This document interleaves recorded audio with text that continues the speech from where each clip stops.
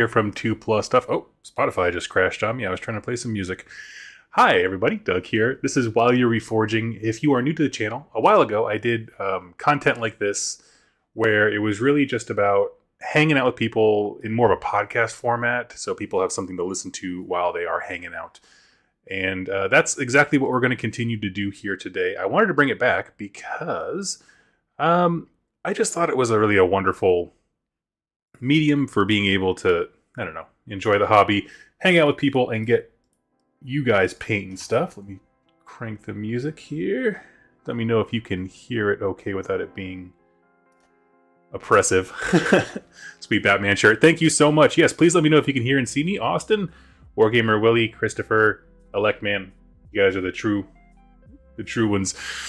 So yes, throughout this whole thing, I'm going to be switching to the downward cam to be painting, and then we'll take breaks and come up to various topics. Like I said, it's an audio medium, so I'm going to be explaining things. There's nothing to show. And in the future, how this will work is I'm going to do a live show with you folks, and then when it's done, set it to private, pull it down, edit it to make it a podcast audio wave format thing, and then throw it back up as a completed product with editing and that kind of stuff. So lots of interaction, lots of hanging out, and we're going to go through a few different kind of sections that I had kind of listed off for myself. And so we're going to kick it off with talking about what is up in the hobby. So for me personally, I'll go to the downward cam here. We'll start this. Oh, man, everything just turned off the second I went live. I don't know if I had like too many feeds going in the same place or what. Let's see. That looks good. Probably turn that brightness up a smidge. Apologies, everybody, while we're sorting this out.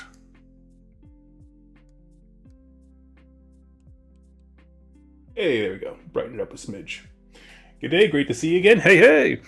Yeah, so right in front of me here, for those of you who are listening, I have 10 Chaos Chosen and 1 Chaos Sorcerer Lord. This is all from the Slaves to Darkness range. And as far as progress goes, the last time we were hanging out, I had these guys. These are my Chaos Knights. I got 5 of them done. And to put it really simply, the scheme for those listening in is essentially Sons of Horus from Warhammer Horus Heresy, but on Slaves to Darkness.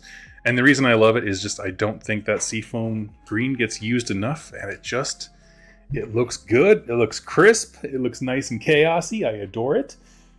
And so that's exactly what I'm working on. Now, I did get this lot used. It was all built and partially painted. Most of it was just primed white, but some of the units were partially painted. For example, 5 of these Chaos Chosen, I have 10 here, were fully done, ready to go models. And I chose to go over them because they were painted black. So I went over all the little panels with Sons of Horus green, and they look great. It got them done real quick. There's still a few finishing touches on the weapons.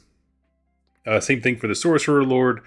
And then the other 5 chosen are ones that were like he must have just started painting. They were all black, but nothing was like shaded, washed, filled in, nothing like that. So that's essentially where I am at. If you've been watching the channel, you know that I am selling off my Flesh Eater Quartz. There's an eBay post for it right now on my community page. And if you want the chance, you have 2 days left as the time of this recording to go try and snag a Dougie original. And yeah, that'll be cool. I think it will. I don't know. I was not having fun with them. And that might be a greater topic to discuss at some point of just, I was thinking about this, and this kind of ties into hobby progress because I find that gaming and hobby progress for me are kind of linked together. But I found that as I was playing my Flesh Eater Quartz, and I've gotten maybe 15 games in with them in 4th edition, and then maybe like 3 more in the last one. When I finish a game with them, I don't feel excited to paint more. And that's new to me. Normally, when I build and paint an army, the more I play it, the more I enjoy adding to it and playing it. And it just felt like every time I ended one of those games, I never felt like I was playing. I felt like I just showed up, put all my models on the table, and then the game was how quickly can Doug pack away his army, because I just got deleted. I didn't feel like I was making meaningful choices, and so all of it just like zapped my hobby battery, painting that entire thing. So I was like, I want this out of my life. To contrast with Fresh Air, I played a game of Horus Heresy last Sunday, and it just absolutely refueled my batteries, and I'm excited to do that. So, like, I guess what I'm saying is I'm learning, Flesh Eater Courts taught me that just how much my motivation is tied to enjoying what I'm playing. Motivation for painting, that is. So that is my particular thought here. Let's see.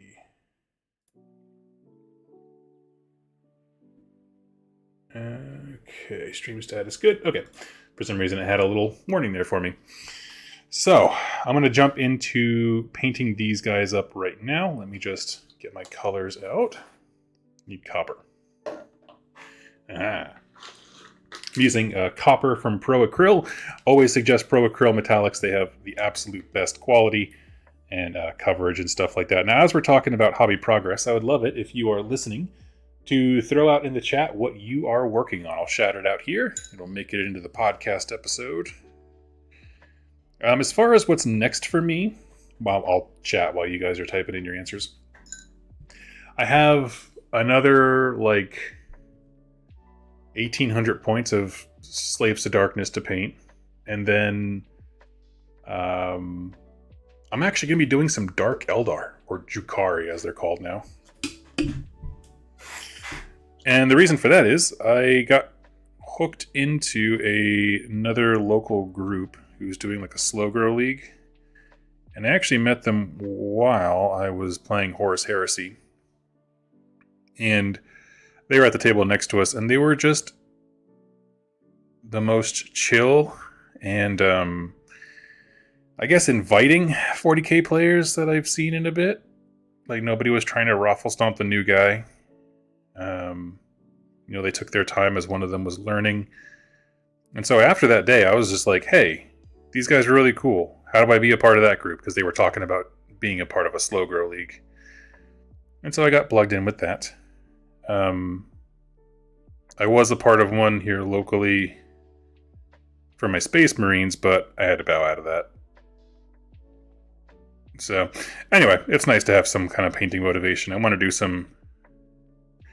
something a little different, and I think Dark Eldar will provide that for sure. Let me see. I'm just going to pop the chat out to where I can see it a little better.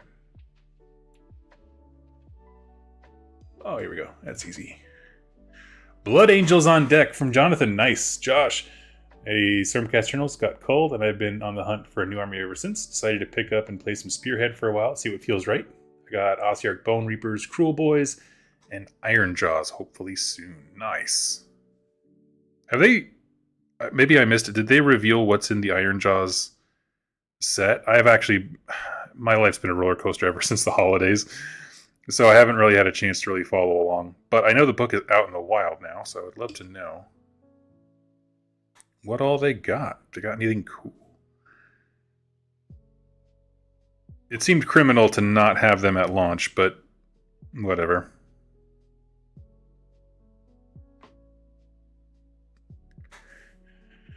Let's see. A friend printed some Bloodsail Ogres, and it's resin, so I'm currently cutting them out of the sprue. Okay, Ogres. I never know what Bloodsail Ogres are, but that sounds cool.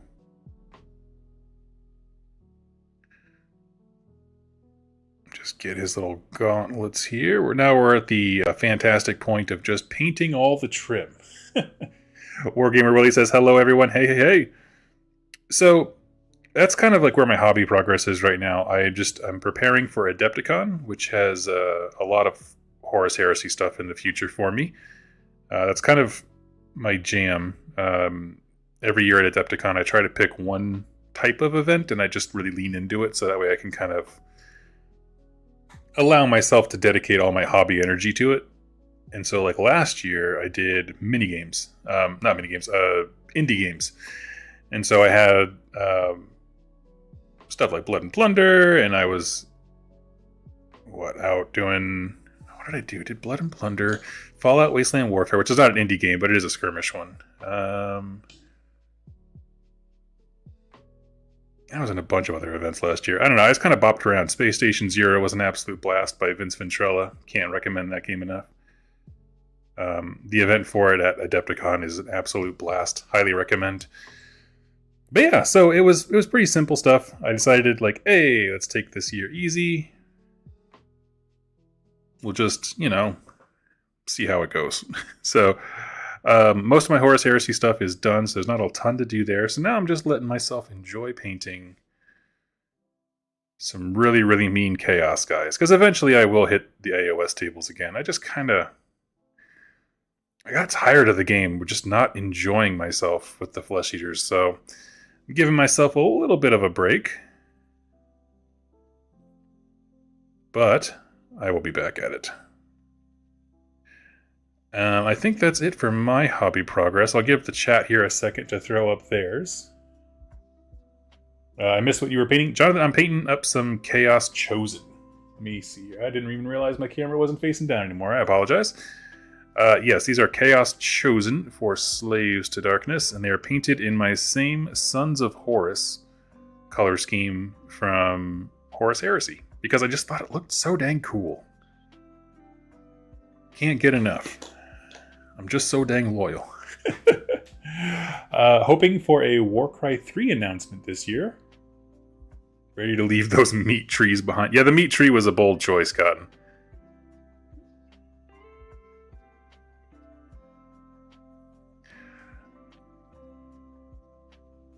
I like a lot of things to flex and ripple, but not my trees. Leave them out of this. Oh man. Okay, well, with that out of the way, let's move into talking news. So the way that I want to do the news here is if you have anything that you would like to share, because there's so many game companies, there's so many releases, I can't keep up with them all possibly. But if there's one that strikes your interest and you would like to throw a statement out there about it, go ahead and drop it in the chat and I will share it. But the three that really prop up a lot on my particular hobby radar are the ones I'm going to talk about today, which are, of course, Age of Sigmar, Conquest, Last Argument of Kings by Parabellum, which is, I'm going to be doing a paint-along league this year with that, so I'm very excited. And then finally, Soulbound by Cubicle 7. That is the Age of Sigmar role-playing game. And I'm not committing to it, but I really want 2025. It's kind of one of my year goals to do a stream of playing the game. So we'll see how that goes. But essentially what I want to do is play a really simple game, a one-shot of Soulbound, and we'll talk about how I'll do that here in a little bit, because their new product that they released makes that super easy. So we're going to go through the hobby releases, and like I said, if there's something you want shouted out, please just drop it in the chat. Let me just get the last little bits of this armor here, and I'll pull up the shared screen. Oh wow, the Infinity Mirror. Okay, there we go. So we'll start with Soulbound, since that's what I had pulled up. Josh, this is for you, buddy. So Soulbound, the last thing I got from them, from Cubicle 7 that is, they are them in this case, was Ulfenkarn. That was the last series I did. They sent me some of the material to start doing stuff on Anvilgard, but I don't have all of it. I didn't realize it until I already started the series, so a little delay on that one. But I am very excited to jump into this new book. It's called, Ruins of the Past. Now, this has been on pre-order for a little bit, but it's I was told it's going live, like shipping, I think at the beginning of February. So it's coming up here. They had a delay of some kind, I'm not sure what it was. But it's the reason that this book is interesting to me is because the other ones were all supplements to play in a specific story, right? The saving or destruction of Ulfenkarn, consequences of long-term events that happen in Anvilgard if you're playing the Coast expansion or whatever. I can't remember what it's called. But this one's different because it's an entire book that is made for one-shot games, which is what piqued my interest when it came to the idea of doing it on the channel. I just thought it was an absolutely cool idea. So essentially it is a Soulbound supplement book with, I think, upwards of, was it 9 stories? Let me see. Yeah, 9 unique adventures from across the mortal realms, each comprising a rich history, deadly hordes of enemies, lost wonders, and accursed secrets. It comes with everything from game master advice, maps, all that kind of stuff. So I'm very excited to see that, because what I think a lot of Soulbound stuff lacks is context. So for example, like, I can sit there and explain as a DM what a Stormcast is, but it's different when you have stories that are meant to like showcase different aptitudes and abilities, and what can a Stormcast do that another character couldn't, that kind of thing. And so I'm very excited to see more of that. Like I said, stories contextualize characters, I think, and so I'm jazzed. What I would like to do, I've talked about it before, I really want to get this book so that I can shamelessly copy their style and be like, look, I made a story about orcs, which is my ultimate plan. I do want to make a one-shot story and offer it to Cubicle 7 of like Squig Team 6. But I need to know more about how they like to write and how they do all that kind of stuff. So I am personally very excited for more Soulbound content. And I'm excited to see it. We got some cool... Varen Threx's Maw. What are you? Aftermath Channel, The Inner Necropolis. Oh, I don't know where we're going for that story, but that's cool. I'm just looking at some of the keywords here that are on the product page. So Warhammer, Age of Sigmar, Soulbound, Ruins of the Past is on sale for $40 from Cubicle 7. And I've already talked to their contact over there. I've got that and a few other books on their way to me so I can start doing some cool stuff. Very excited about it. I would love to hear, if you play Soulbound, what kind of character do you like to play? The first time I played, I went for a warrior priest, like the Sigmarite warrior priest, whatever they're called. And he had a little Griff companion. And I feel like the issue was that my skill set did not meet the story. Like, I had a lot of soft skills, so like bartering, like that kind of stuff, persuasion, intimidation. But like when a fight actually starts and like you have to engage in fisticuffs, my guy was like, I don't know what to do with this. So, it may be peak role playing, but it made it very unengaging when every time the action starts, I have to kind of bow out to the back, and my guy's hanging out next to the carriage and overload guy who's hiding back so he can shoot things, but my guy's not doing any of that. Like, he's not participating from afar, he's just afar. So, anyway, I'm hoping that these adventures have a good mix of action and soft skills to go along with them, or at least ways for GMs to add those things in should they crop up, right? So I think that was the big thing with mine. But yeah, so I'm very excited for Soulbound. I'm excited to see where they take the game.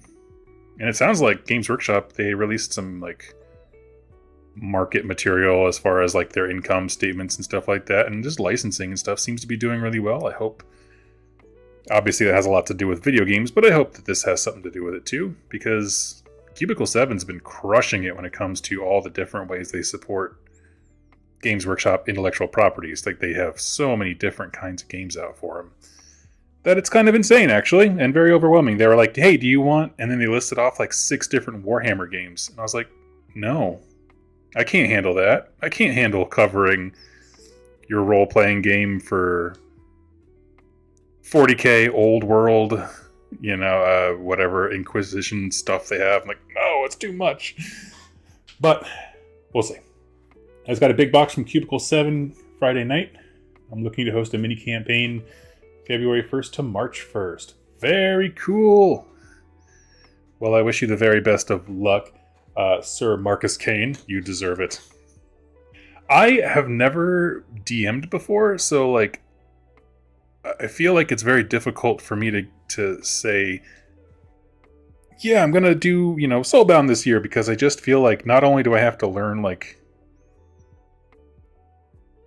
the hard stuff, with the not hard stuff, the tangible things, like setting up the stream and getting all the audio dialed in and stuff like that, but also then once I get all that done, I actually have to be good at this, otherwise it's just gonna suck on ice. So we'll see. Maybe I'll probably start small. I'll probably just pick a few people that I know won't be mean to me the first time. Not mean to me. Won't take the story in crazy directions to make it difficult for a GM. You know what I mean? People who understand that one-shots are on rails. Or at least can be. But yeah. So that's what's going on with them. Cubicle 7. Give me 1 second here. I will move the cursor over. Brother Doug, I have them watching some of your videos before the campaign so they have a better understanding of the setting. I really appreciate that. I would love for you to tell me, Sir Marquis Kane, what kind of videos are most helpful for someone trying to play Soulbound but coming into it without knowledge of AOS? Because it's just a lot to take in. It's a different kind of fantasy, and so, I made an Anvil Guard video where it was like, hey, we're going to basically step off the boat together. What do you notice? Kind of put it in sensory format. What do you see, smell, hear? And I liked that. Unfortunately, we just don't have that kind of detail for a ton of places in the Mortal Realms. Like, we have some. But I hope that was helpful. I don't know. I'd like to know. If you have suggestions later on, please leave it in a comment down below, because I'm always looking for it. I'm always looking to know how to help people who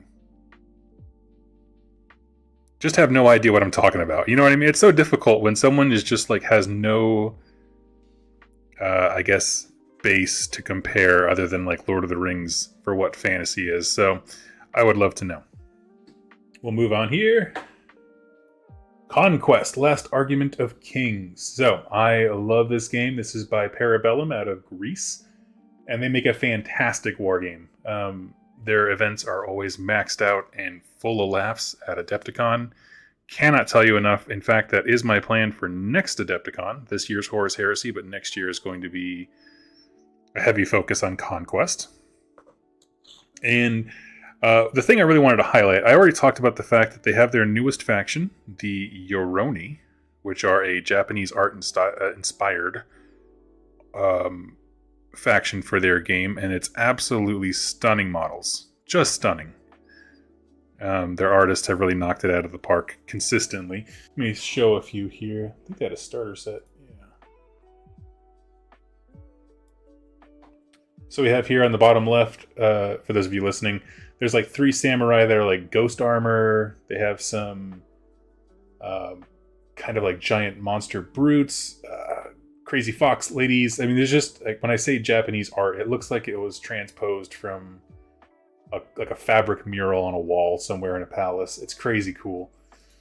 So go check this out. It's Yoroni, Yoroni.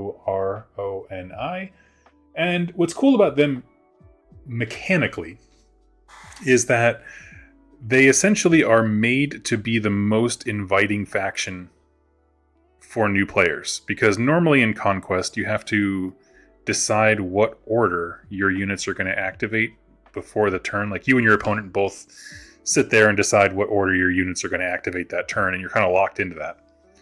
But these guys are unique in that any unit can activate at any time, but if you do them in order, they get like a super cool buff and bonus. So it's more like feeding you rewards for playing the game to kind of coax you into learning it, rather than, I feel like, hard limitations for you're just bad at this, or we play a completely different game like Ossiarch Bone Reapers kind of a thing, right? They don't use, well, for the longest time they didn't play the same game as AOS as everybody else. So it's kind of an interesting mix-up. I find them to be very beautiful, but also I wanted to shout out the fact that if you haven't been paying attention, they have put out a whole slew of brand new like starter sets for Conquest that are all about $150 each for what is essentially a playable army. It's not a full thing that you can go straight to a tournament with, but it's very far into a collection.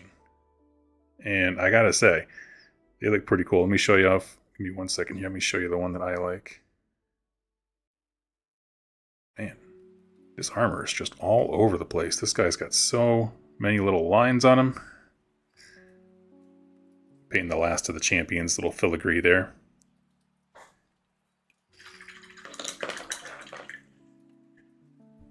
I'm so stoked for them, even though I have Nords and Wadroon Strike last gaming. Yeah.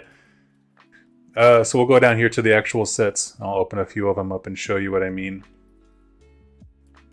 So Sorcerer Kings, we have the giant demon monster and I don't know. It's just all immolation. Oops, all immolation, right? They got dudes setting themselves on fires. They got flame ifrits, demons coming out of hell.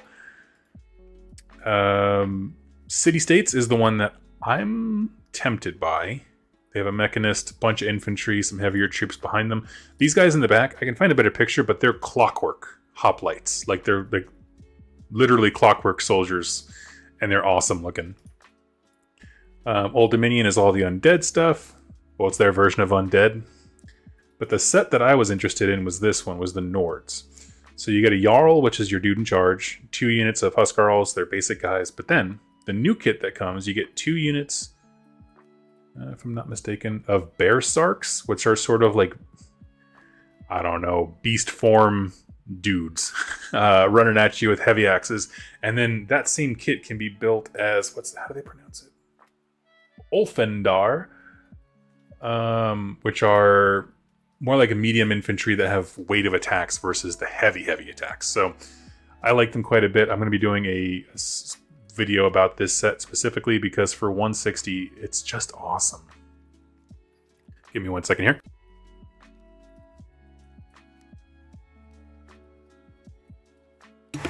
Sorry, I'm just catching a cold, and every time I stop my mic I have to cough and sneeze and stuff like that. Spires as well. They got some real cool toys, of course, and some new miniatures, but all of these sets just coming out of that same price point to make them very accessible was really cool to see. So can't state enough how much I highly love Conquest, and I would like you all to join me. So what's going to happen is after Adepticon, I'm probably going to grab this box, or I'll grab it beforehand and just hold on to it. And then we'll paint this all through together and go from here to a 2,000 point army. So that is the idea. And then for the next announcement, we head over to the Warhammer community page, where Neve and the Black Talons, which sounds like a band, become the first Age of Sigmar characters to get the Joy Toy treatment. So if you've ever seen those big old action figures of Space Marines and stuff, and you've ever felt like, wow, AOS isn't bad, how come we're getting ignored? Why are we the awkward kid who's sitting at prom dance night? Well, we're no longer anymore, because our most meaningful character, I guess, I don't know, has come to fruition in the form of a Joy Toy.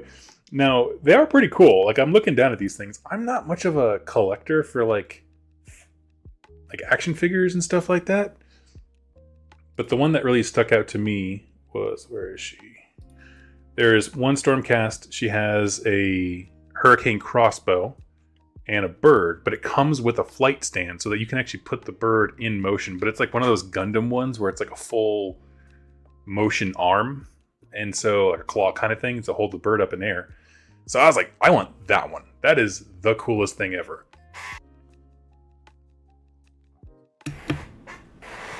But yeah, so there we are with the Neve Black Talon set. I'm very stoked to see what else they do for AOS, because I'm trying to think, what other units would you want to see for Age of Sigmar Joy Toy stuff? I'm trying to think about it, and I'm like, okay, I want to see Chaos Warriors, of course. You gotta have your Chaos Warrior. But imagine if they gave us a Chaos Warrior with his little familiar that floats around like this guy. Or I would also love a Gaunt Summoner of Tzeentch. That would be really sweet, actually, now that I think about it. Because they actually have the what is it, Deepkin Wizard Lady person. I think it's a female. That also has the flight stand things, like she can be propped up in the sky, like she's floating on ethereal magic. And like, yeah, give me that for a Gaunt Summoner. That would be so stinking cool. Let's see. After watching more of your Conquest lore videos, I might get into the Nords, Orcs, and Thousand Kingdoms. So my friends and I can play a mini campaign in the fall. Hey, that's awesome. I'm so glad you're enjoying those videos. I was so bummed. A bunch of my Woodrune stuff got crushed when we moved, so I'm kind of restarting lightly, but I enjoy it so stinking much. And then my buddy Dan from Cubic Shenanigans, I got him hooked rather, on Conquest. So he's been building and painting a ton of spires right now. He's like, this is just ridiculous. This is so stinking fun. And if you haven't tried it, just go watch a video of it, of people playing Conquest. Obviously, if it's a high quality video, you'll get the idea. But who knew wargaming could be so straightforward and fun? It is, I will say, it is rank and flank, but it doesn't play quite like, I mean, it's nothing like the old world. It's a very intuitive, very welcoming rank and flank style game where you have 4 dudes per stand, but like the stand acts as its own singular model. So like it has its own wounds pool, it has a number of attacks, that kind of stuff. So you don't get lost in the weeds of like exactly how many dudes are where, how many stands you got. Cool. I like that. It makes it very, very simple. And also the turning and movement rules, which normally for me are the less fun, we'll say, parts of rank and flank games, because you can get a lot of gotchas in there.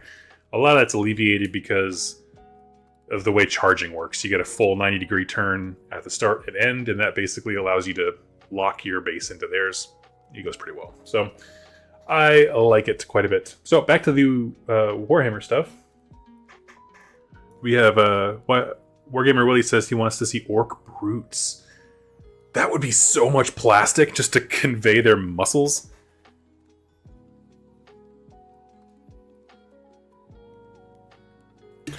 But I'm here for every bit of it. We have a local like toy and collector store that stocks all the Joy Toy stuff, so I'm very excited to see if they go out of their way to get these guys in stock. As a Joy Toy, I want it toys thick. If it falls, it needs to break other toys. That's exactly right, yeah. Don't worry about the toy, worry about the floor. And our last thing here, where I'm going to spend a little bit of time just chatting as we go to the shared screen, is... Oh, that shouldn't happen. Is the LVO reveals that we had from Age of Sigmar, specifically. I mean, there was a bunch of games talked about, but let's be honest. Doug cares about one thing. I've never been a big old world fan or anything like that, so I'm here for the AOS. Sir Marcus Kane, my AOS project will be connected to the Soulbound campaign. My friends are new to the hobby, building up the various factions using starter box helps. All the players are getting their own model. Aw, that's so cool.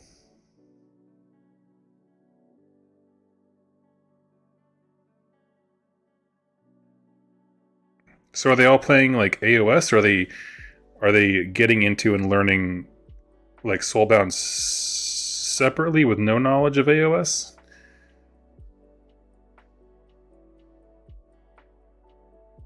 I mean, that sounds like an incredible gift from a GM. I don't know how most games go. I don't play a ton of role-playing games, but that seems cool. 10 out of 10 would join your group.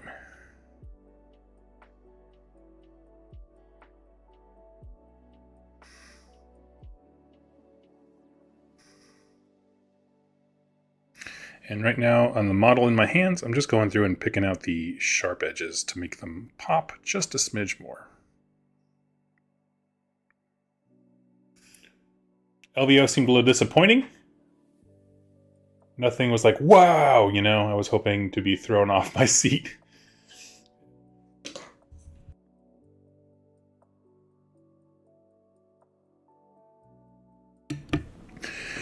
We'll see. I actually haven't had the time. Like, I looked through the AOS stuff because that's mostly what interests me. But I haven't really taken a lot of time to look at the rest. So let's do that together, shall we? So to kick us off, we're talking undead. We got, let me close all these other tabs here. One sec, sorry, everybody. We got the Barrow Kingdom's rise to serve the Soulblight Grave Lords. One thing I've always said, you can quote me on this, is that faction is just too dang small. You know what this means? More infantry choices. I do agree. I mean, I want the old skeletons to be, not the old skeleton, the old, what do they call it? What are the more advanced whites?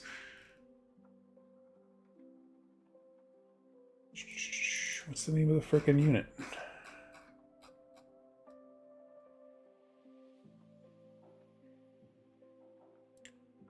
Barrow Guard. Okay. Yes. So we see some very cool units for them. They have a new, looks like a faction box coming out. Which will, I think those are always cool ways to get models, like, sort of like as an expansion pack if you already own the army. That's kind of how I look at them. But they seem really, really cool. Like, again, if you are someone who is kind of torn between zombies and skeletons, it just got harder to choose because, man, these models are looking good. I will say, the heroes to me are definitely what makes it more interesting, and I'm very curious if they're trying to almost do the same thing that they have with like Dark Oath, where it's like a sub-faction within a faction. Because there's enough death rattle stuff here to, like, you could put some rules to this and have it be a thing. And I'm just looking at them like, I don't,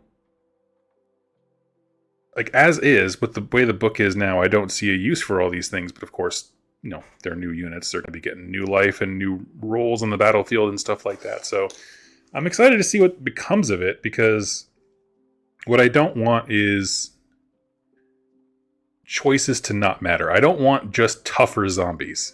Make them something cool. You know what I mean? Not cool, different. Because I think they both are cool, but they're different kinds of cool. So that's my opinion. I would love to hear more thoughts about it. We'll scroll down here in a second as I'm just finishing up this particular highlight layer.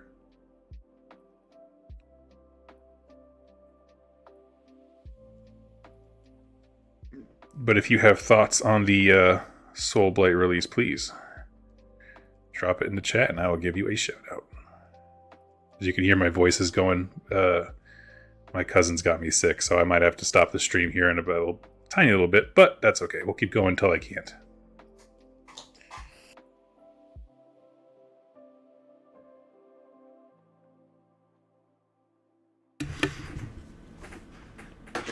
We're scrolling down here. We got a wonderful, wonderful looking hero. And then when a king crosses the threshold of death, he might be accompanied by his retinue of loyal retainers.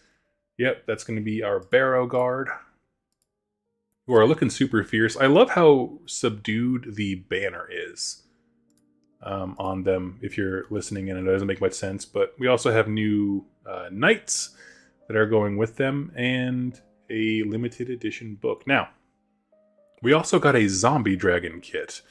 And if you have not seen this, stop what you're doing and go Google it, because the existing kit is shared amongst factions, right? It's very prevalent in the Flesh Eater one, since it makes up the majority of their units. I'm sorry, majority of their heavy hitter big units, and so whatever. But Vordry was always just a bit that I got in those boxes, and I was like, hey, does anybody need a Vordry? Passing them around. Because that was just the old zombie lord. I'm sorry, vampire lord.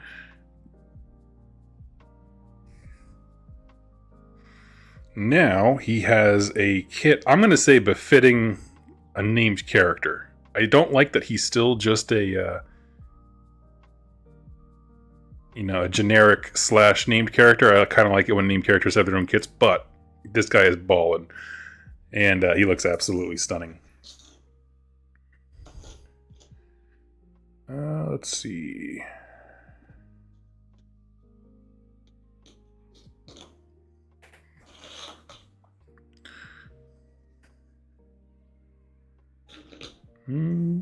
Oh no, now I messed up my painting. Where did I go? These two. Okay. I got my units of 5 mixed up here on the table, and I was like, oh crap, I forgot which guy I'm painting. Jared pops in and says, these models all look amazing, though as a painter I can't help but notice how incredibly busy the models are, especially the Black Knights. I love to look at them, wouldn't love to paint them. I tend to agree. I'm not someone who's like, oh, this model's crap. But when you get into the point of too many little ghibli bits on something, it becomes a chore, right? Like, when does it stop being fun to paint? For me, probably my second highlight on this dragon's wings is when my soul will be crushed. But he looks stunning. And then we also have just the zombie dragon by itself with no rider, which is fantastic. And I definitely intend to at least get one of these, because I don't have a zombie dragon. I have a terrorgeist for my flesh eaters. So this is a cool, just something different. I want it to look different, you know. Vampire lords are not above the thrill of combat, their prideful nature drawing them to great mounts. So we have a vampire lord on steed. Oh, he looks so good.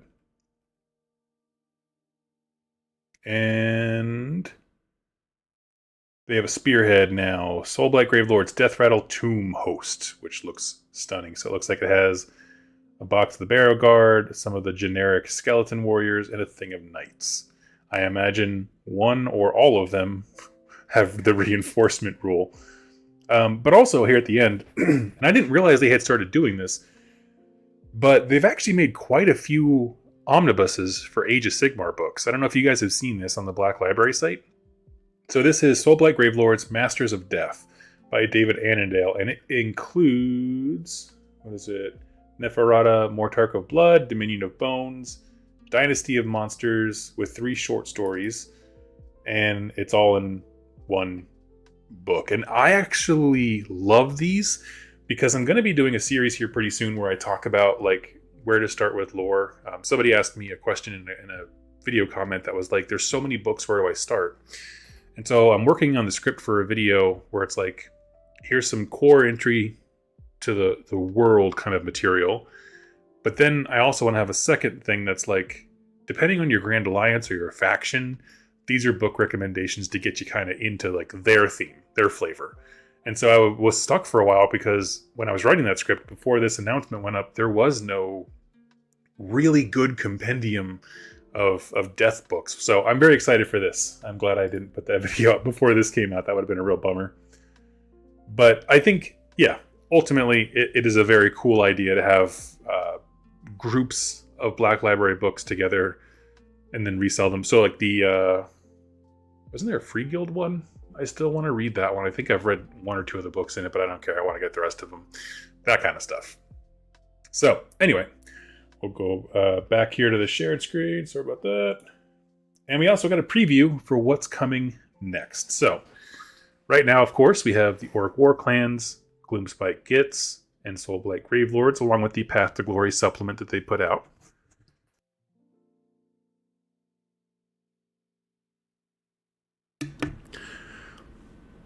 Next is going to be Deepkin and Nighthaunt.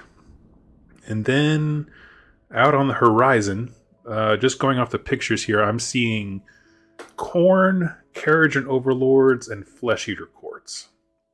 So I'm pretty stoked about those.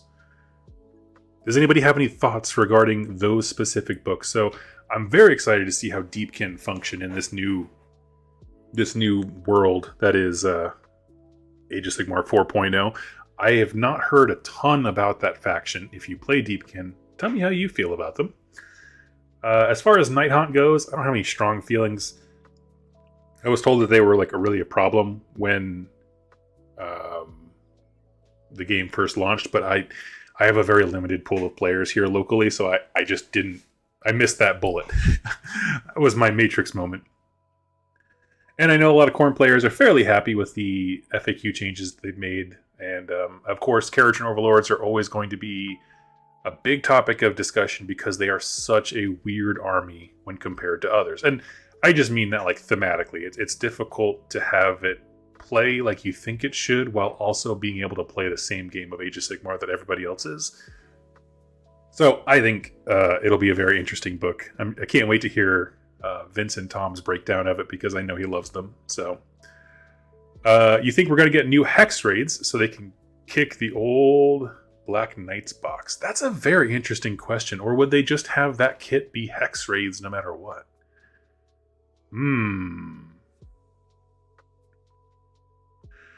Doug, what do you think about the Malineth book and model? Did I miss that one? I must have.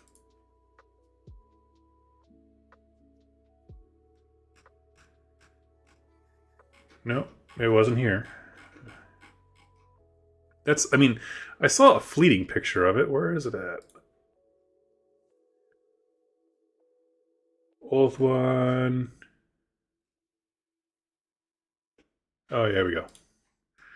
LVO preview. Minka Lesk and Malineth Witchblade square up with new miniatures.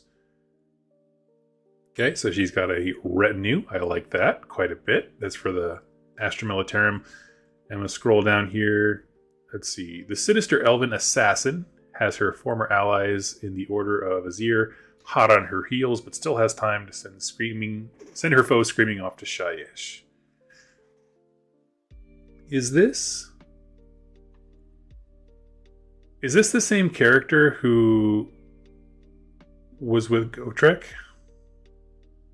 This commemorative miniature is a must-have collector for the Daughters of Cain, Warhammer Sig novels alike, and goes great next to the awesome Gotrek Gunnarsson. Okay, yeah, she was a cool character. I really like that. I totally missed this announcement, to be honest. All the LVO stuff crowded at the top of the screen. I love Evan Dickon. He's a great writer.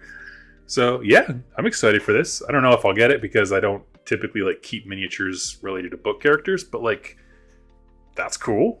Especially if you're a Daughters of Cain player, right? I mean, she would have to have some kind of rules for that, I would think.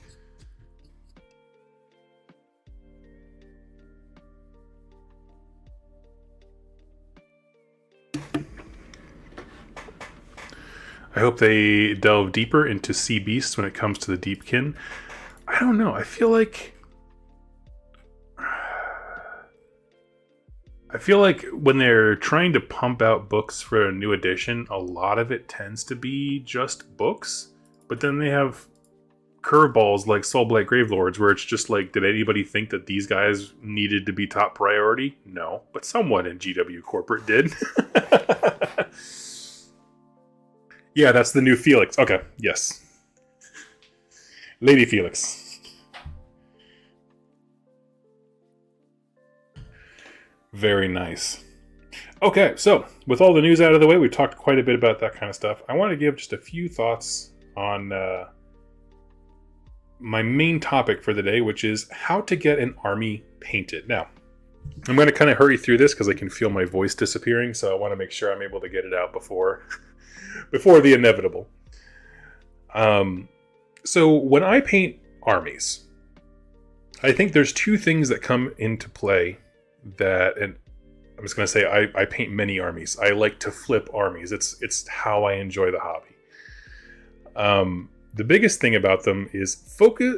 People tend to focus on your painting technique. And when I say technique, I'm talking slap chop, the paint by numbers kind of layers thing that Games Workshop and Citadel paints do, or contrast paints, whatever it might be, right? You think about technique. Non-metallic metals is another one. But I think people often forget to also have is a standard. And when I say standard, I don't mean your personal standards for what is hobby, but what I mean is when I achieve X level of presentation, I consider this model done. That's the standard. And what I find, at least locally, a lot of the Horus Heresy players, they get so involved in painting the minute details of every single one of their miniatures that they just seem dumbfounded that I can walk in 1 week and have a whole Sons of Horus army painted. And they're like, how do you do that? And the answer is, I paint to a standard. I call that standard 3 foot fabulous.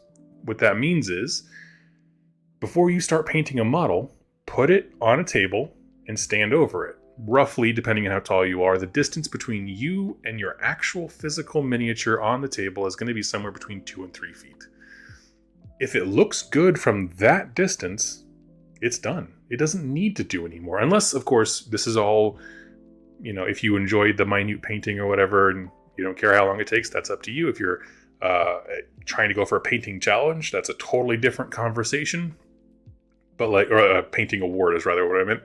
But if you're just like wanting to get some stuff on the table, deciding when to stop painting is just as important as how you decide to start painting. Like, again, one's a technique, one is a standard. And so when I paint my miniatures, the things that really stand out from 3 feet away, you're going to have a core color, generally. And core colors, for my Slaves to Darkness, it's my Seafoam Green. It's the base color of all their armor. Pick out all of the trim if there is any. And then when it comes to the details, it's simply a matter of what looks good from 3 feet away. And typically, if you do one really good shade, one really good highlight, that's all you need. In fact, I've actually went backwards. And so starting with the standard of 3 Foot Fabulous, what is the simplest way that I can paint? How do I get these things to look good in that specific fashion? And so what I find myself doing, particularly for painting, knocking out armies every 6 to, 7 months, is a combination of different techniques, but all underneath the standard of 3 Foot Fabulous. So, for example, let's pick some out. I'm trying to think of different miniatures that I've painted that'll be good examples. So, my Flesh Eater Quartz. I'm just selling them right now. The Flesh Eater Quartz are a fantastic example of my 3 Foot Fabulous standard. The way that I achieved their green skin, because they have like that Hallowmorn thematic green necrotic skin, I found a primer that sprays in that exact color. I found out through trial and error that if you thin out, which paint was it?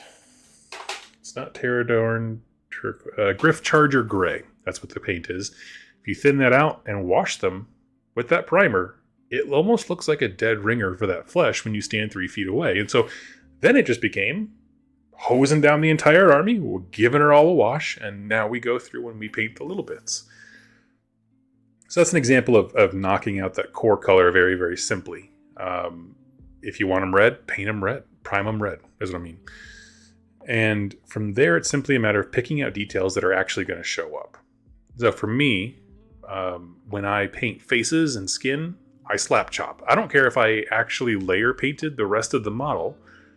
I will stop, paint that head in Wraithbone, and then go back over with contrast paint. So that way I'm mixing techniques together, but they're all going to arrive at the same destination, which is it looks good from 3 feet away. That's my personal opinion. I would love to hear some thoughts in the comments if you are feeling that way. But like I'm sitting roughly 3 feet away from my Chaos Knights, and I see shadows, I see highlights, I see a vibrance in the cloth. They are separated from their base. In terms of color, like they don't look like they're just primed the same color as their bases. And it's fantastic. In fact, when I have a whole army of them, it's going to look gorgeous. Are they individually going to win anything? No.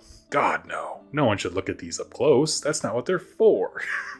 If I wanted to see detail, I wouldn't have made them so small. That's Doug's point.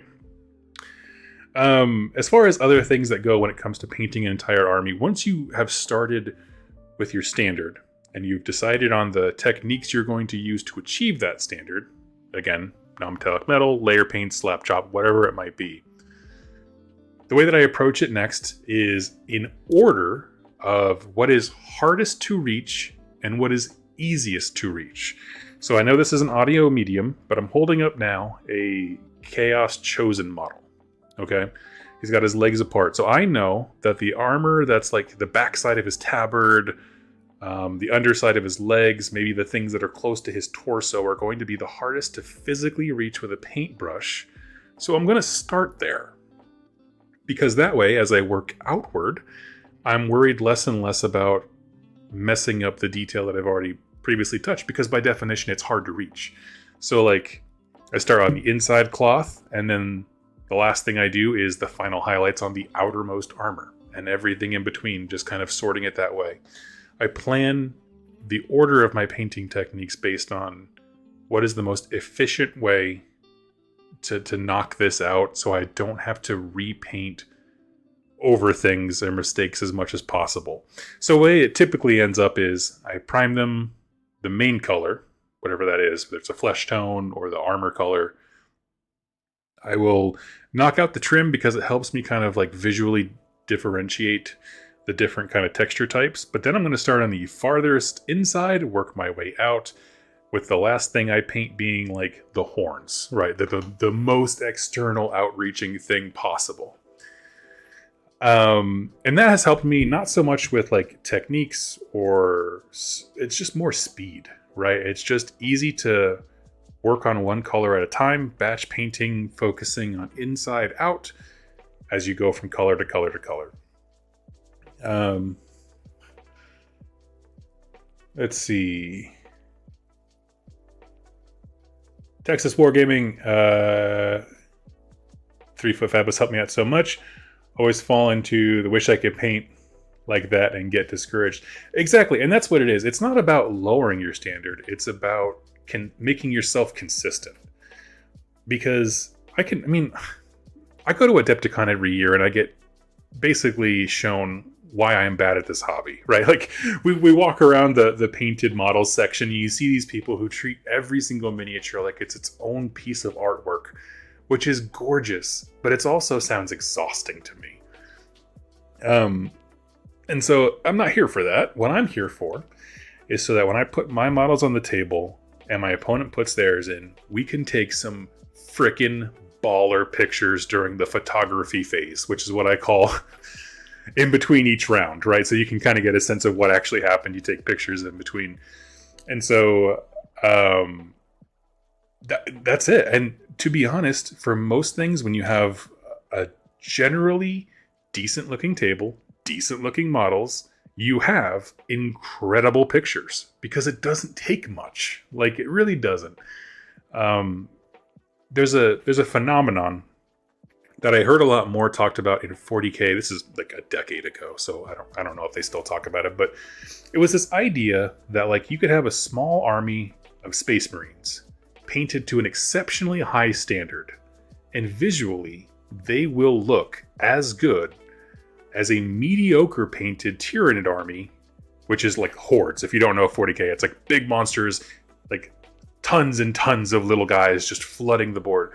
That army painted to a minimum standard will look just as good because it's not about the individual, it's about the whole. And when you step back and look at the table and you just see swarms of things moving over and they have a consistent paint scheme, even if it's not the best, coming at a well painted Space Marine army, the table is stunning. It doesn't matter about your specific army. You and your opponent, I'm assuming I'm the Tyranid player, he's a Space Marine player, we have created this really beautiful scene. And so I kind of take that same approach. I tend to like infantry factions, so the sheer weight of painted models, I think, raises my overall hobby score in that same way. Quantity is a quality all its own. But I mean, my point is, your painting is probably just fine and more than enough to create a beautiful army that's going to give you and your opponent a wonderful time and look great in pictures, all the things that you want. But sometimes it requires saying, I'm going to stop here. I don't need to paint anymore on this model. This is enough to achieve what my vision for the faction is. And that's really when I talk about 3 Foot Fabulous, that's what it is. It's just knowing when to stop. We got some stuff here. I normally just put a based paint on them and lavish it with shade. Yeah, and do a highlight after. Yes, actually, if we're talking techniques, not standards, techniques, one of my favorite that I have done consistently is prime them white, put on a contrast paint or speed paint if you do army painter stuff, but then find a layer paint, right? One of those like normal standard paints that acts as a good highlight. That's all you have to do is just contrast And if you add just the tiniest bit of highlight, that model will pop so well. My favorite example, let's see.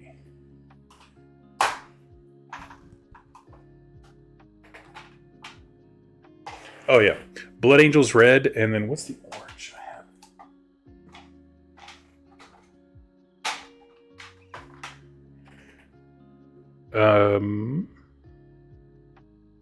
Oh no, wait, I got that wrong. Sorry.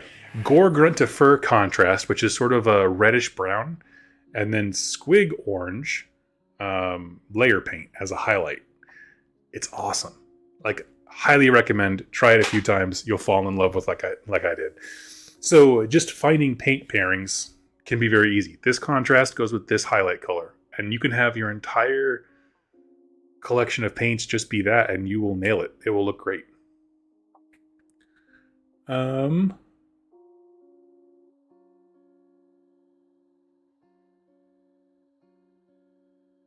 Man, I don't worry about the details. I don't care. I mean, it was a truism when I was playing 40k like many, many moons ago. But yes. Happened to me recently. Saw a post, some awesome looking Night Haunt. Looked over the Night Haunt. Not as awesome, but still pleased to continue my standard. Oh, yeah, I looked over at your Night Haunt. I understand. No, absolutely. And I mean, it's just hard to avoid this conversation without saying that comparison is the death of joy, because it definitely is. So that's really what I wanted to highlight. Now, as far as I talked about standards, techniques, there's tons of techniques. Just go look to YouTube and look at different painters. They can all show you how they like to do things. Highly always recommend Vincent Ventrella, I think is the name of his channel. He's just a wonderful person and hobbyist, and he explains things. He does the Michael Scott thing where it's like, explain it like I'm 5. And they give him the answer, explain it like I'm 4. And he does a very good job of, even for people like me who don't know all the different makings of color combinations and stuff like that, makes it easy to understand. And he has a video out for every color under the sun. Go check it out. Trying to think of who else. I'm finding that my color schemes choices matter more than the quality of the paint job, if that makes sense. Yes, absolutely. Color combinations. Absolutely. In fact, there's a site I want to share. Let me see.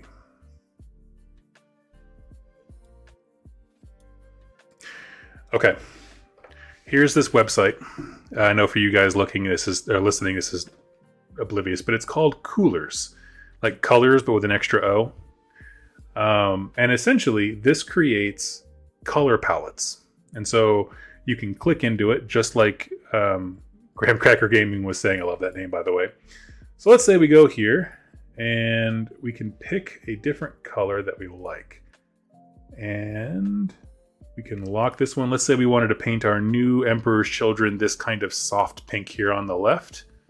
Sounds wonderful. And then, where is the... There we go. If you click spacebar, it'll show you different color combinations with that color.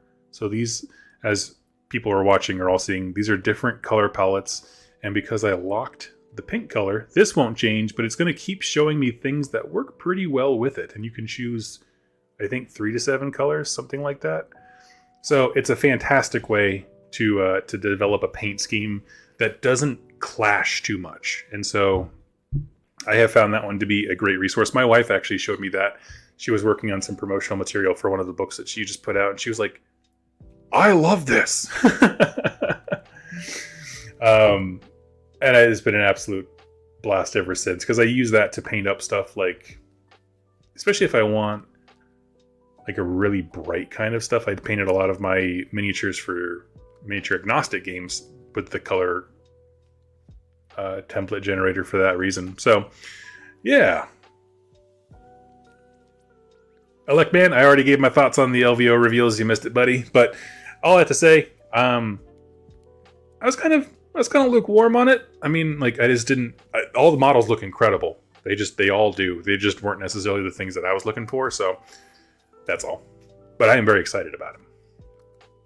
I might be getting one of those zombie dragons just to put in my collection here on the wall, because it's just so stinking pretty. But anyway, let's see.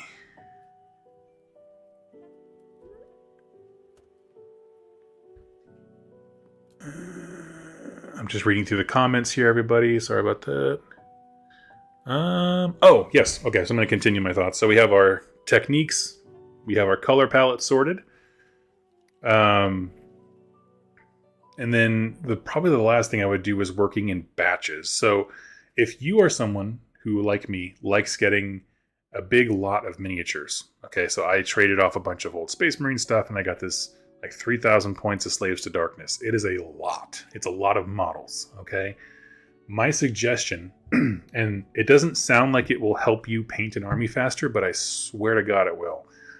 Put everything that you're not actively painting away, okay?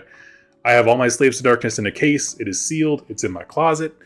And I just have the 5 knights that I wanted to show you for my hobby progress and the exact models that I'm working on. 10 chosen and a Chaos Sorcerer Lord. The reason is, it is very easy to not realize how much visual clutter is slowing down your brain in progress. When you have a constant reminder of all the things you still have to do, it can bog down what you're currently doing. And so let yourself enjoy just this. I'm just enjoying 10 Chaos chosen, which every Chaos player does apparently. I don't know. I'm going to run them in unit of 5, but allow yourself to enjoy just painting this and do things in sections.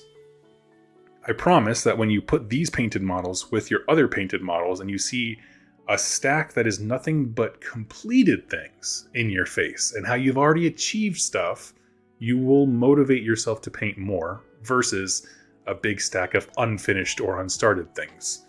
Cannot recommend that enough. That was a game changer for me. In our last house, I just went out and I bought a whole bunch of like Home Depot, that's a hardware store in the States, bunch of Home Depot bins, and I just put everything out of my visual range. And then once I just kind of cleared the clutter, I could focus on what I was painting. To that end, while you're already doing that, it's also a good opportunity to choose and be deliberate about how you're going to paint the army in terms of like the order of things. So when I start armies, I tend to like pick out my favorite infantry hero model and then 2 units. And that's my goal. That's it. And if I don't like them, I might as well sell the rest of the whole thing because I'm not into this. What is a bummer was like before I learned this lesson, for example, I was playing Skaven back in Seattle. And I just painted stuff at random, but the way that faction is set up, or at least it was back then, you couldn't just take the units you wanted. You kind of had to like put yourself into one of the clans, and then it would kind of lock off things as battle line and some not. And so because I was just painting random units here and there to kind of mix up unit types, like I paint a big monster and then a bunch of little clan rats, I didn't have anything cohesive. When I went to an event, it was just this hodgepodge of like randomly painted stuff. Some of it's still gray, some of it's not. And so my point is, in AOS now, what I would say is, in your list, pick a regiment. Build a list of things you want to paint. Start off at a 2K goal so that you have something you're working towards, and then build it in sections. And I like using regiments because thematically it's like, this guy is in charge of this unit. There we go. We've knocked out a solid third of the army if you have a 3-drop list, kind of a thing. So,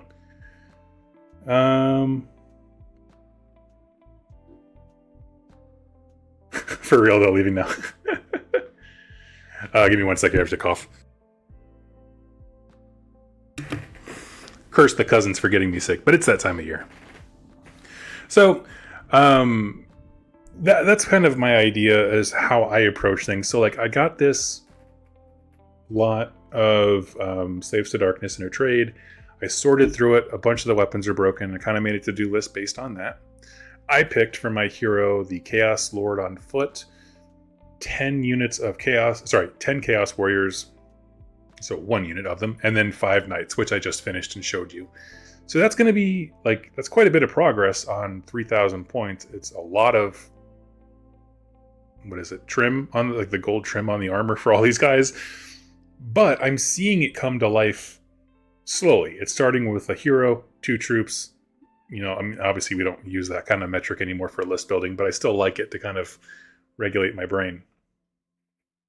Looking forward to your Saturday streams and lore vids. Hope you feel better soon. Thank you so much, Josh. I'm going to hop off here in a second because I do feel it's starting to kick off on my throat. But anyway, so that's just really what I wanted to say is that you have your standard, which I say is 3 foot fabulous for me.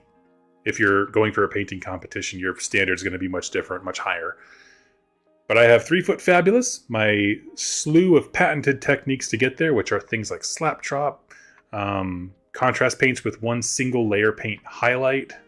Looks great. Non-metallic metals I don't really do, but you can if you want to. Choose your own adventure. And then moving into how you approach the physical models. Put it all away.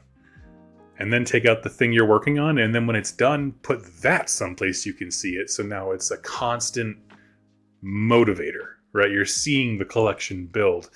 And as you do that, maybe give a little bit of thought into like, what I want to paint first to have a playable army.